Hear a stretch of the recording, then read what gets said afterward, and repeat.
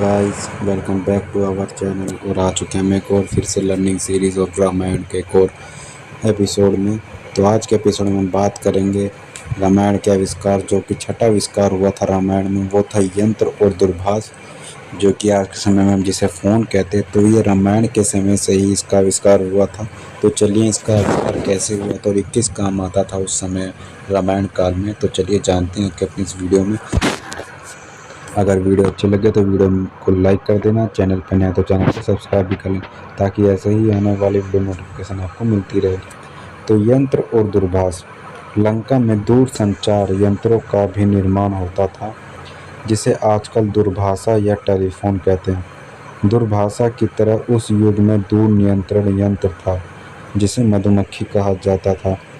जब इससे वार्ता की जाती थी तो वार्ता से पूर्व इसे विभिन्न विभिन्न प्रकार की ध्वनि प्रकट होती थी।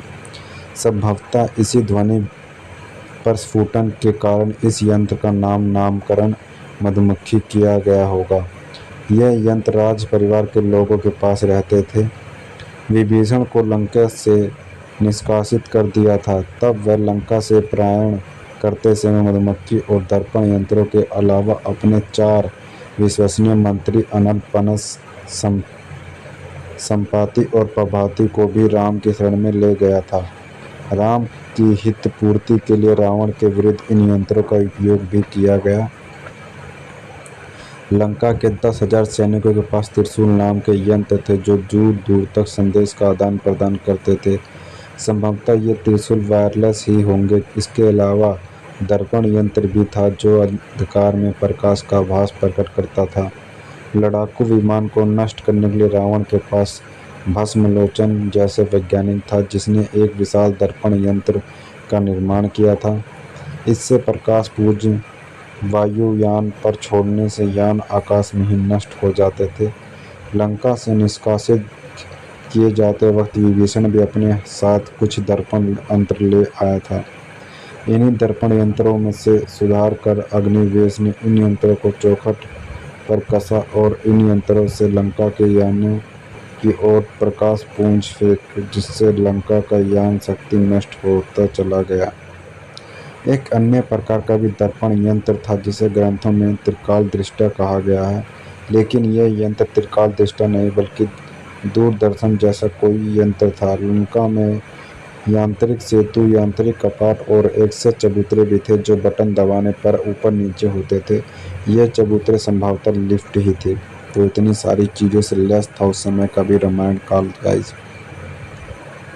और 7वां एक और जानेंगे आज के अपने इस वीडियो में। निर्माण कार्य। कहा यह जाता है कि रामायण काल में भवन, पुल और अन्य निर्माण कार्यों का भी जिक्र मिलता है। इससे पता चलता है कि उस काल में भव्य रूप से निर्माण कार्य किए जाते थे, मतलब बहुत ही उत्साह से, बहुत बढ़िया से उस समय निर्माण कार्य किए जाते थे। उस काल की वस्तु एवं स्थापत्य कला आज कल के कई गुना आगे थी।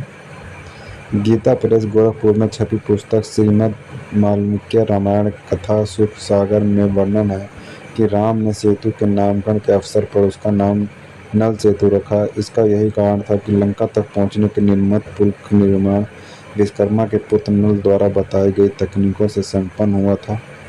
महाभारत में भी राम ने नल सेतु का जिक्र किया है। तो ये थी गाइस आज की हमारी वीडियो, और उम्मीद करता हूँ ये लर्निंग सीरीज़ आपको अच्छी लग रही होगी रामायण की। अगर अच्छी लगे तो वीडियो को लाइक कर दें, और चैनल पर नए हैं तो चैनल को भी सब्सक्राइब कर लें, ताकि ऐसे ही आने वाली लर्निंग सीरीज़ की वीडियो आपको मिलती है। तो मिलते हैं गाइस नेक्स्ट वीडियोज़ में।